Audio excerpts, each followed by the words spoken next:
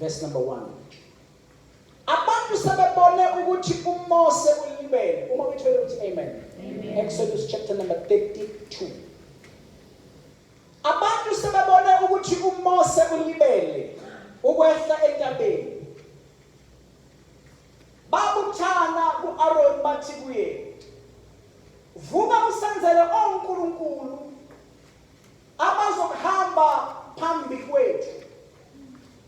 Ngokuba uMose lowo umuntu owasikhipha ezweni laseGibhithe asazi ukuthi wehlelwe yini. Asiyeni ku chapter number 33, 14 and 15. The Lord replied, my presence will go with you, and I will give you rest. Then Moses said to him, if your presence does not go with us, do not send us up from here. Baba, egameni lika Jesu Kristu, I pray ukuthi izwi lakho uligcobe, khuluma ngalo enhlizweni zethu. NgoJesu Kristu inkosi. Amen. Amen. Lendaba bazalwane, indaba ejwayelekile sonke siyayazi. Abantwana baka-Israyeli, the Israelites. And uma kukhona into esiyaziyo ngabo ukuthi uNkulunkulu ubebathanda, bekuyisizwe uNkulunkulu azikhethele sona. And uAbrahama, before afe esaphile ephileni kwakhe, uNkulunkulu wakhuluma kuAbrahama ngabo ukuthi bayoba izigqila ezweni elithile. Kodwa uNkulunkulu wakhuluma kuAbrahama ukuthi esikhathini esithile bayokhululwa. And bayokhululwa bese beza endaweni uNkulunkulu ayebonisa uAbrahama. Amen. So bekukhona into emisiwe emiselo kuIsrayeli. Njengoba behamba la kule ndaba esiyifundayo, baya ezweni lesithembiso, bayaphaza bona. Ezweni lesithembiso. Yes, baya ezweni lesithembiso. And uma uyifunda indaba yakhona uyathola ukuthi uNkulunkulu uzembulile kubo uma ebakhipha eGibhithe. Wenza izinto ezingeke zenziwe umuntu to take them out of slavery, taking them into the promised land. Amen. Uma singakhuluma bazalwane izinto uNkulunkulu azenzile before bafike la, angeke sibe naso isikhathi sokuyichaza zonke. Kodwa uNkulunkulu uwavezile amandla akhe amakhulu. uNkulunkulu wavezile ama-miracles. Now they are heading to the place indawo abaya kuyo. And kuyavama bazalwane ukuthi njalo uma umuntu esesondele endaweni uNkulunkulu ammisele yona, and then the person will mess up ekugcineni. Amen. It's very dangerous bazalwane ukuthi mase uqala sewubona sengathi sekuyentwela. Ngikhuluma isiZulu. Angazi intwela lithini ngelekhuzana. Nithini ngesigoli.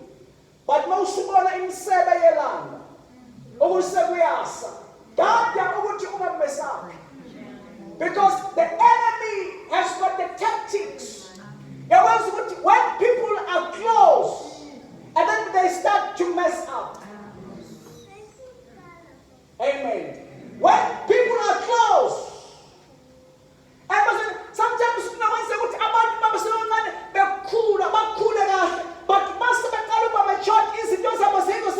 they start to mess up.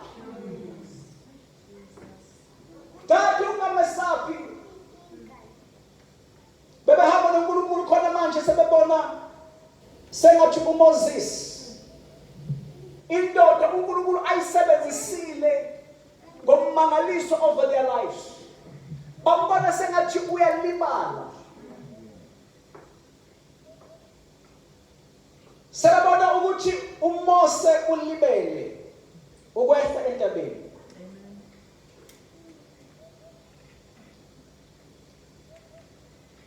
Very important bazalwane ukungahlulwa ukulinda. Nisekhona bazalwane. Amen. Abantu namhlanje bazosihamba nabantu abangenaso isineke sokulinda. Abantu they mess up because they are in a hurry. Into ukuthi mangaqamba manga uMoses wayekhuleka wayesemkhulekweni insuku ezu-40 ngisho kahle. Amen. Waye with 40 days fasting. And bazalwane uma indoda kaNkulunkulu isemthandazweni I believe ukuthi isibusiso sokuba semthandazweni they benefit kuso njengoba bengamboni. I-presence kaNkulunkulu indawo but ababoni konke lokho. But babona indoda esinibele. But no, this fellow is delayed. Ithi neighbor ungajahi.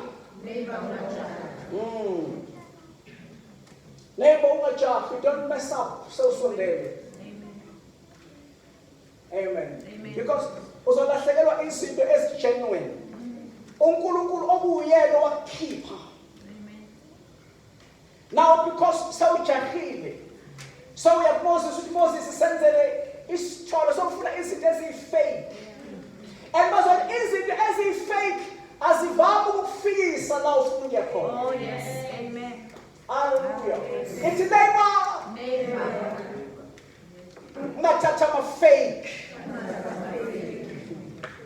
Sanibona bazalwane. Amen. Ungakhishimela ama-fake.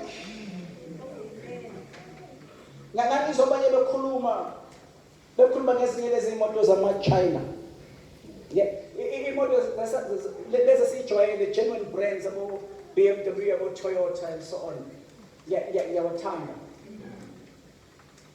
And then omunye uyakhuluma ngalezi imoto lezi khona lezi imoto ezinamagama lawa angajwayelekile abo Havali bengafuna ukuHavali.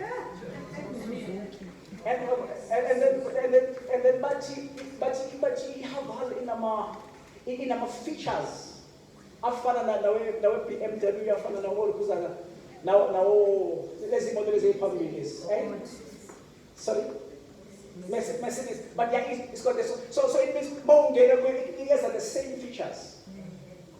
Now because umuntu akanayo imali akafuna ukubeka imali alinde the real brand, and then uhamba uyogijimela iHavali imgcine for 2 months, and then after 2 months seyahlupha and inomlando okungalungiseki.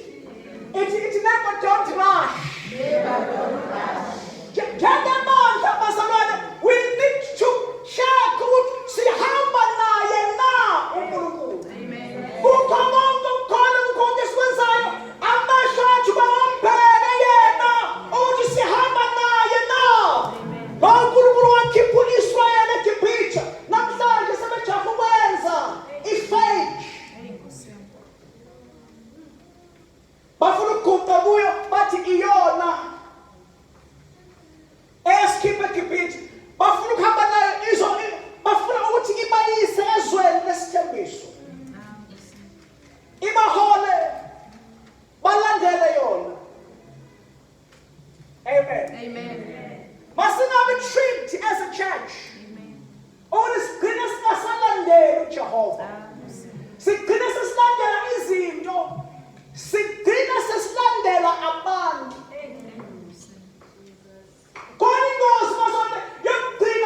It's okay ukuthanda umuntu, but be careful ukulahlekelwa uJehova in space of people. Awusalandela uJehova kodwa sawulandela abantu bayaguquka bazalwane. Kodwa uNkulunkulu ophilayo umi phakade, and ithembiso zakhe zingu-yes and amen. Lokhu akuthembisile ukuzofezakala. Kodwa kukhona into bazalwane khona ngezinto zasezulwini. Kuyalinda.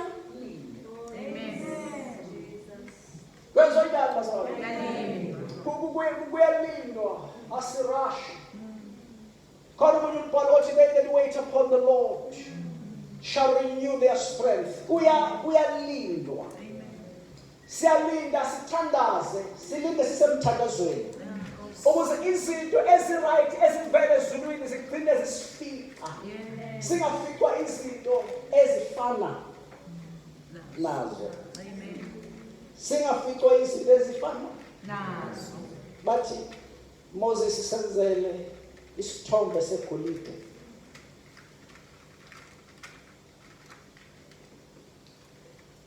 And ngiyamthanda uNkulunkulu uma ekhuluma ebona lesi senzo. Uyakhuluma lapha no Moses besentabeni. That is in verse number 8. Amazwi akhulunywa uNkulunkulu lapha uthi they have been quick to turn away from what I commanded them. They have been quick to turn away from what I commanded them. When it's a delay, it takes long. Kodwa uNkulunkulu uma ebheka ubona sengathi ubona quick to give up. So it's like uNkulunkulu akusikhona ukuthi akekho aware of time. uNkulunkulu uyasibona isikhathi, but wena indlela owenza ngayo you are too quick. As uma ekhuluma uNkulunkulu noMoses. Ethi uNkulunkulu Moses phindela emuva uye kulabo bantu bakho obakhipha eGibhithe. Ngoba sebezenzele into yabo. Sebezenzele ithole. Hamba uye iBhayibheli liveza ukuthi uNkulunkulu lapho was very angry. Ngesenzo esenzakalayo. Was very angry ukuthi abantu bazimisela uNkulunkulu bazimisela isithixo because uNkulunkulu esimkhonzayo uNkulunkulu nomona. uNkulunkulu bafuna ukubhalwa lezinto.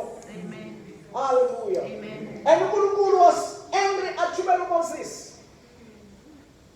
Khona izinto Moses ayoyilanda entabeni. Amen. Khona izinto bazwane ayiphethe ayiphathisiwe.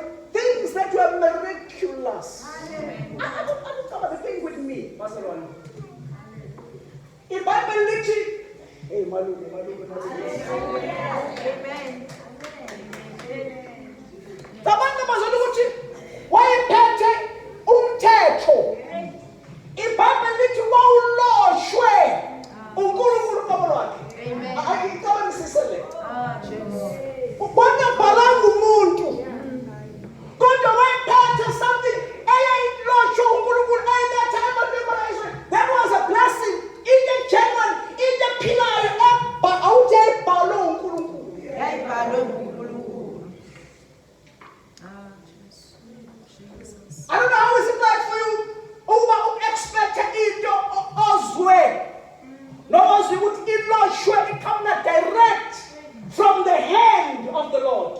But Moses efika ezwa umsindo. Ebona ithole isithombe.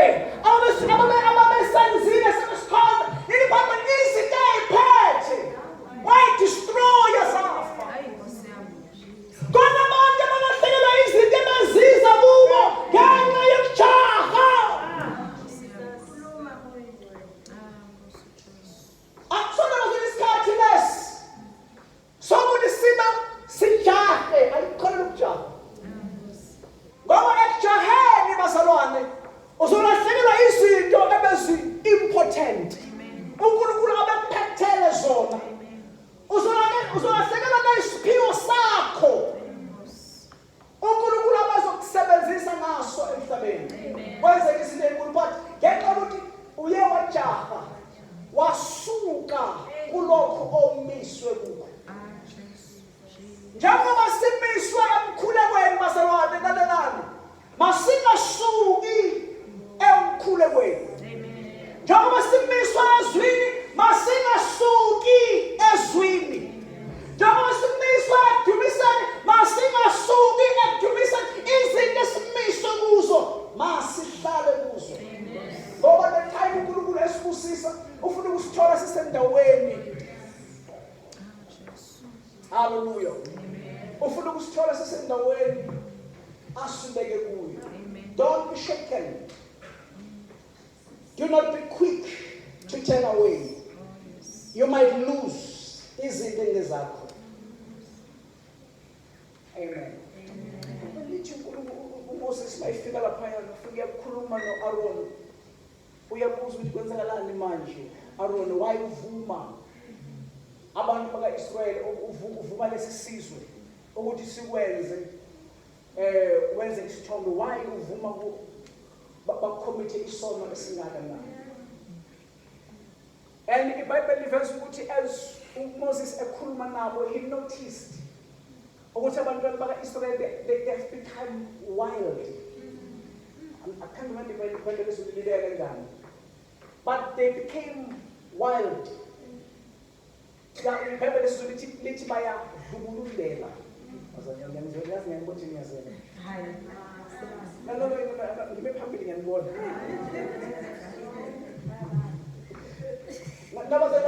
It's not a sin. Benza into ebalulekile, but babedlubulundela. Because khona into bazabane angazi you have noticed. Ukhona abantu that will mess sometimes in the church. And uma sokhulunywa nabo uthola ukuthi they become wild. Angazi ubabona umuntu maseqala ukwenza imikhuba. Manje uyakhuzwa ekhaya abe wild. Angafuna ukutshela, they don't want to realize ukuthi benze isono phambi kaJehova. And bazalwane angeke uze ukwazi ukufixa izinto ozenze kabi uma ungenayo intobeko. Amen. Last week umalume ukhuluma ngokuzithoba. Ukuthi abantu bakaNkulunkulu ababizwa ngegama lakhe kufanele benze njani bazalwane?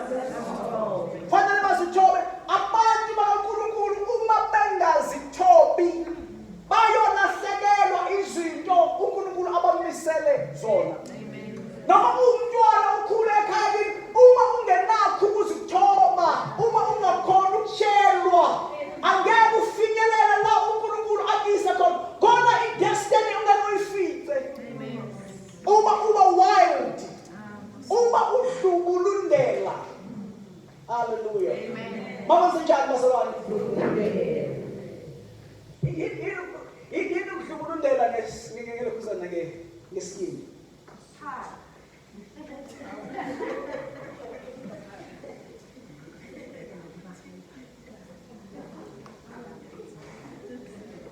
Khona wathi papa. Nama usithola ukuthi ungabambeki. But ngiyithanda leyo ungabambeki. Uzama ukukhuzwa kodwa awubambeki. Awusafuni nokulalela. Awusafuni ukuzwa ukukhuzwa. Hallelujah. Ayikuzeka man.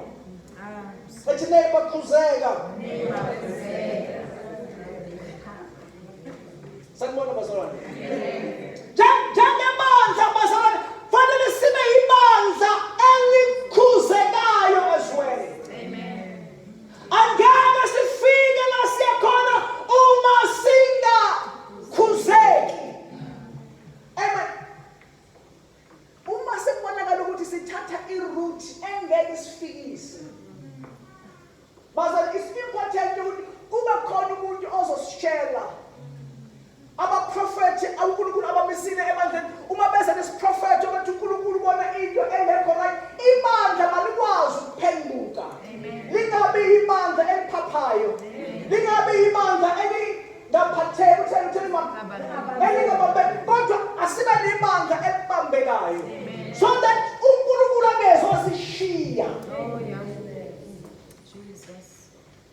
Thanda ukuthi uma uMoses edila nabo ebona ukuthi bayadlubulundela. iBhayibheli uMoses wathi ake ngibone abangathi kuJehova. Alibonga igama leNkosi Jesu. Ekuseni namhlanje ngifuna ukukhuluma nabantu abangathi kuJehova. Entweni zonke abantu abawela kuzo, abagijimela kuzo, but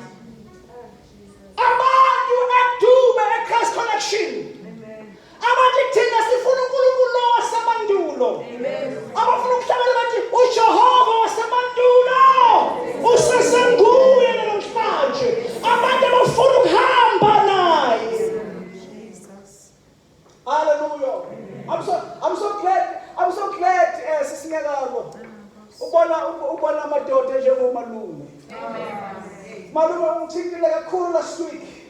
Ubona indoda endala esahamba nobukhona.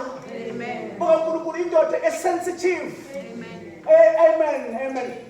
I was listening, but already hamba ngeyibongo na. Kodwa basebenzisa uNkulunkulu amadoda. Oh, yes. Azi uNkulunkulu. Amen. Amadoda angadidekile. Amadoda angekho confused. Angaguqi ezintweni. Kodwa amadoda azi. Makusekhona insali. Edube mayibe khona. Sizodumisa uJehova in life. A lot of things happened. But uNkulunkulu wakhuluma noMoses wathi no, angisayi kuhamba nalabo bantu because uma ngiqhubeka ngihamba nabo ngizobabhubhisa. uNkulunkulu wakhuluma noMoses wathi ngizothumela ingelosi ukuthi ihambe nani iye ezweni. Amen. Amen. And ngiyasifunda lesi scripture ngicabanga in my heart. How is it like empilweni? Ukuthi ufune ukugijimela phambili. Uyobamba izinto kodwa engasekho uNkulunkulu. Amen. Ziningi izinto bazona esilangazelelayo as the church. And unokuzwa abazona abaningi bakhuluma nabo. Abanye bethu balangazelela ukuthi ibandla sengathi lingathenga iproperty kusasa. Amen. Hayi futhi ngiyawuza nohameni wenu ukuthi uhameni lokuthi asibe neproperty kusasa. It's good, bazalwane. And I always say improperty uzoyibona izovela. And hlaza livela izovela kalula. Amen. Ngizomangala ukuthi why bekulokhu kungenzeki. Kodwa mase kukhona into khona la lelitenge leli. Kukhona sidila nensali. uNkulunkulu ufuna ukulungisisa abantu ukuthi insali ayivele ezobe property. Ngoba ukhona abantu bazalwane uma singahamba siso. Sofika sile lapha. Lapha sofika sibulalane lapha. Lapha kuzokwenzeka imangaliso. Yebo sihamba nabantu abakhonza iproperty. Abantu uNkulunkulu uyiproperty. uNkulunkulu akasiyi property. uNkulunkulu ulana namhlanje. Yeah. uNkulunkulu bazalula ithi namhlanje. Uba bazalwane sihambe naye. Amen. Amen. Abantu abaguqa eyithombeni iBhayibheli bayabulawa. Mawusifuna lesi scripture. Njalo ukuthi uNkulunkulu wavuka ukuthi babulawa. Khona abantu bazalwane asakhulumeka ngokubulawa lokuhlatshwa ngenkemba. Kodwa kukhona umuntu kuwe efanele abulawe. Lento le ethanda ithiko yona futhi ibulawe kuvele kuwe uthando kaJehova. Amen. And I believe and I pray ukuthi kunemvuselelo esiya kuyo abantu they will be sharpened. Amen. Ukuthi enhlizweni yabo bamthande bamomele. Amen. Oh, Jesus. Jesus. Bamomele uNkulunkulu. Oh, yes. And bakunothe ukuhamba ake ngikhulume nasi le portion le. As uNkulunkulu ekhuluma noMoses ukuthi akasezohamba noIsrael kodwa ingelosi sezohamba na iBhayibheli liveza ukuthi abantwana bakaIsrael iBhayibheli bajaba enhlizweni zabo ukuzwa ukuthi uNkulunkulu akasezohamba nabo baphatheka kabi. I like that one. Amen. Ukuthi bazana abevela abantu in the church namhlanje abantu abazoba sensitive abaprofeti. Amen. Abazoba sensitive uma uNkulunkulu angasekho bakwazi ukukhala in their hearts. Ukuthi Nkosi sifuna ukuhamba nawe asifuna ukukhuphuka on our own. Amen. Yes akala bazalwane avela abaprofeti. Amen. Abaprofethana nikwazi ukubona mase silahlekile. Nikwazi ukubona mase singasahambi noJehova. Ukuthi khona abaprofeti prophet. Amen. That's why I'm a prophet. Amen. I want to prophetani prophet. Prophesy about prophets. I'm a prophet. I'm a prophet. Amen. I know to the amongst the things on us, we're going to give you prophets. Never prophets. Never prophet like you. I'm a prophet. You know. Yes. I'm a prophet. So I'm a prophet. I'm a prophet. I'm a school. I'm a prophet. Kodwa baningi abazwanela abane-ministry yokubona izinto umntwana ngalokuzana umprofethi lo uNkulunkulu ukubonisa izinto baningi abazwanela abane-ministry yokuprofetha abaprofetha abazwane babone uma singasahambi nosho bakhalile phambili uMoses wayemise intende ngaphandle intende yokuhlangana ukuthi umuntu ofunayo ukuyohlangana nosho ahambe ayentendeni akuvuke abantu namhlanje abazobe babona ukuthi asahambe nosho nangomunye prophet asahambe bahambe bayentendeni. Amen.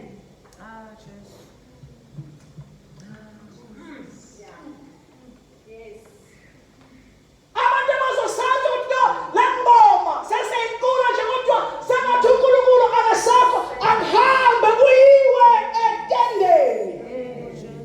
Amen. Ayithibalela. Akuhanjwe kuyiwe entendeni. Uyohlangana khona noJehova. And the Bible it records ukuthi no Moses ubethi uma eya entendeni lokuhlangana iBhayibheli bekwehla the cloud will come. And the Bible because they were acknowledging the presence. uNkulunkulu abantu bemthanda bemazi uJehova. Libhayibheli uma esetendeni bebengena ezindlini zabo badumise. The time incane uNkulunkulu isetendeni abakhona abantu abazothanda indawo yokuhlangana. Oh yes. Hallelujah. Bakhona abantu abazoacknowledge indawo yokuthandaza ukuthi izinto bayingasahambi kahle bahambe bayolala khona. Amen. Ayisho ukulala ubuthongo kodwa ubuyozendlala. Oh yes. Etendeni lokuhamba inkosi asifuni ukuhamba sisodwa. Siya evuselelweni. Oh Jesus. Njengoba siya evuselelweni lana we are not coming to compete ngama-skills. But it's a matter of God's presence. Amen. And as we are heading there, abakhona abantu abazohamba bayetendeni yokuhlangana. Bayofuna ukukhona kaNkulunkulu bethi inkosi iba nathi. Jesus. Bazothi inkosi bakhulume njengoMoses. If your presence does not go with us, do not send us up from here. Ngoba kuyini bazalwane ukuthi sikuzuze konke. Kodwa uNkulunkulu angabi khona. Siyabusela bazalwane that other week the Sunday siyakuyo as I close. The Sunday siyakuyo the other Sunday ivusele iyaqala on Thursday. Amen. Friday we're starting on Thursday. Friday the first speaker will be ministering. Amen. And bazalwane siyamkholwa uNkulunkulu ukuthi uzoba khona but abantu bendlu yokuhlangana insalo ayivuke. Amen. Amen. Bengicabanga umclosing. Bengicabanga ukuthi sizoba ne-fasting. Yevi. Normally abazalwane that have been here, they know ukuthi makuzoba nemvuselelo. I always strategize on my fasting. Makuzoba nemvuselelo will go for a week fasting or 3 days fasting. I always do like that. So I think this time siqale fasting earlier. Amen. And then when I was announcing this fasting, kwavela into ukuthi abazalwane kuzoba nzima for some of bazalwane ukufasta 5 days. I know it's fine. Let me withdraw that. It's okay. It's understandable. So now, you fall inside. Amen. Amen. Boss. Namhlanje ngicela inside Jesus. from kusasa. As we we've been fasting with some of us for some days, the whole week, and so on. But I'm not going to say abazona bonke abathatha fasting. But ifuna insali noma ungangenanga kwi-fasting iviki lonke. Noma ungathatha halfway wosuku. Damba bese uzolala. Sizokhuleka spiritual. Ifuna insali. From Monday up to Friday, bazona will be praying. Sizohlangana la. Amen. It's in prayer. Amandla noNkulunkulu atholakala emthandazweni. Ngiyacela bazalwane ungathatha maybe 2 days ufast 1 2 ubreak, but come the whole week. Noma ungafasta ungadli udle ebusuku, yenza lokho oku easy for wena. But come to pray. Ifuna insali ethi Nkosi uma ungenalo. Ikhona into engiyithandayo as I close. Ikhona into engiyithandayo njalo uma ulalela indaba uMoses ekhuluma noNkulunkulu. uNkulunkulu zonke izinto uMoses ayicelayo uNkulunkulu uyavuma. Amen. Uthi Moses Nkosi ungabathukutheli ungababulali abantu. uNkulunkulu avume. Kanti esethe uzobabulala. uNkulunkulu uthi angisazohamba nani. uMoses uzothi Nkosi cela ukuthi ukukhona bawuhamba nani. uNkulunkulu avume. Ake uzena uzocela uzobona uNkulunkulu uzovuma. Yes. Amen. Amen. Uzobona umthandazo wakho uzoba le-impact. Masimcaza Inkosi iba khona uzobona awuthi never uNkulunkulu uzovuma. Ngoba uyezwa uma ecelwa. Izinto zenzeka bazona uma sikhuleka. That's why bazona njalo mawufunda ngemthandazo, imthandazo ine-content. Khona izinto ezishiwoyo emthandazweni. Asenze umsindo kuphela. Amen. Kodwa masikhuleka siyakhuluma siyacela. iBhayibheli lonke licalayo egameni lakhe kuzokwenzeka. Asize sokhuleka. Bazona ngiyameme egameni likaJesu. Ukuthi ake nje uzidele uthi Nkosi mina ngiyitsali. Ngizothatha noma ilanga elilodwa, ngizothatha noma amabili. Mawukwazi ukuyishaya 5 days uyishaye. Mawukwazi ukwenza partial uyishaye. Uthi Nkosi ngiyitsali, ngizokhula ngithi Nkosi iba nathi. Nkosi mana nathi bevuselele. Nkosi ngoba ipika. Nkosi ngoba ama-keyboard players, ama-keyboard players anemkhuba. Yabazi i-keyboard player ivele ubona ngaleya. As I say that, Pastor, you must know as you plan, also the enemy is planning against. Amen. So note that. Angeke si-relaxe. Angeke sivumele ukuthi sizozithela ngabantu, but asimele ngenyama base khona into yakho bevuselele. Oh yes. Khona into edala ihlupha ezohamba bevuselele. Welcome to the revival. Ngimbone yena ongithandayo ngihlale naye umfelo wami ngihube khona igama elisha nokuthumisa inkosi. Asimele ngezinyawo sicela malume azosikhulekela. Ngimbone yena worship him, help me. Ongithandayo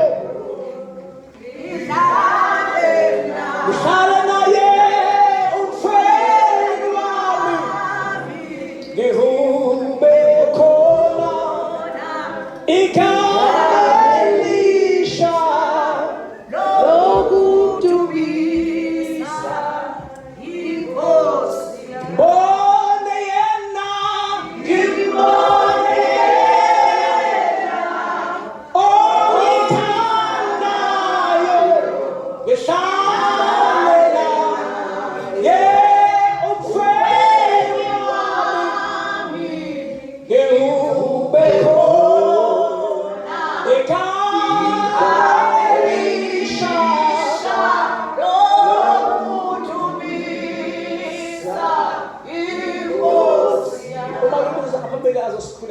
Ngimbone yena sonke, ngimbone yena ongithandayo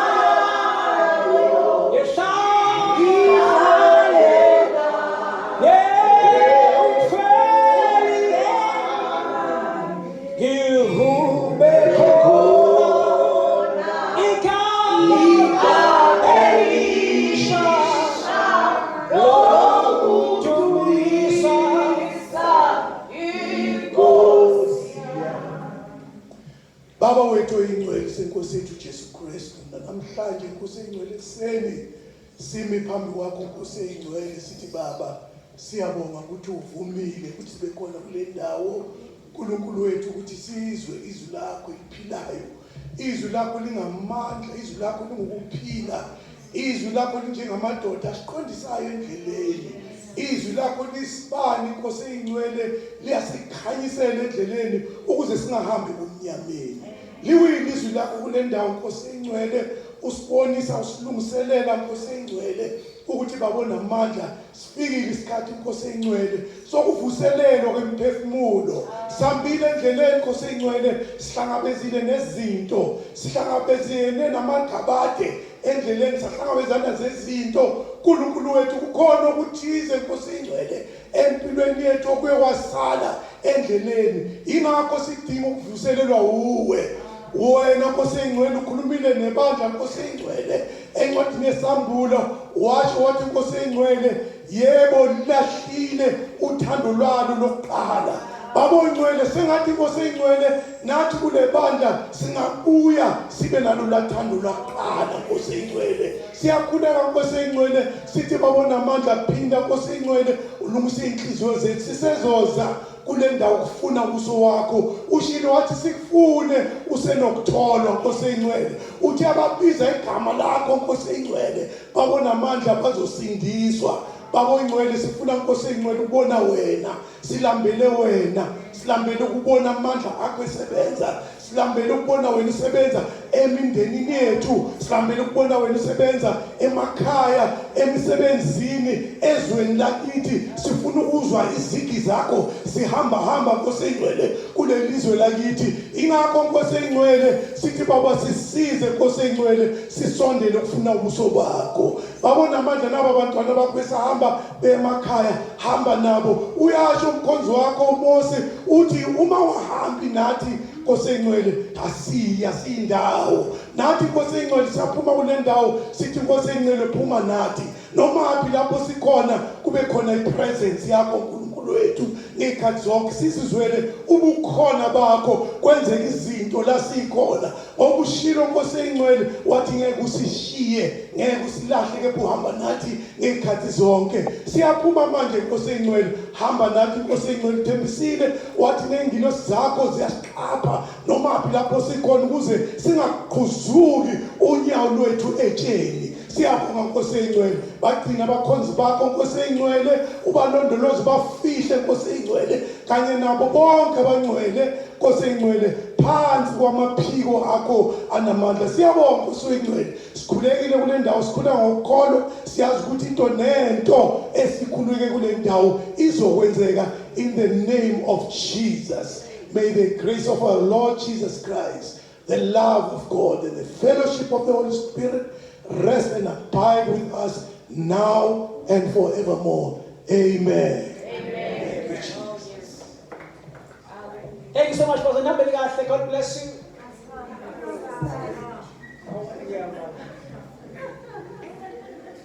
Okay, Raful. What's up? Oh, Mama said, hamba nathi. Oh, hamba nathi. Hamba nathi, siyabonga.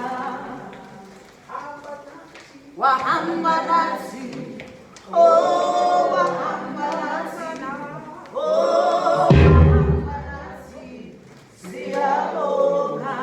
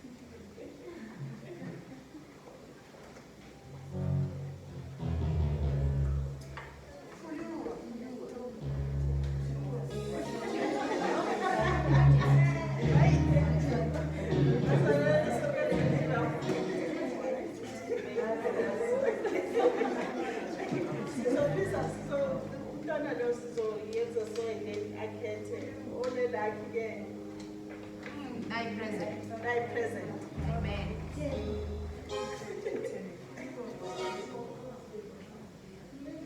Number 200, 200. Awufulumile Jane. 200. Going once, Going twice. going twice, going 3 times.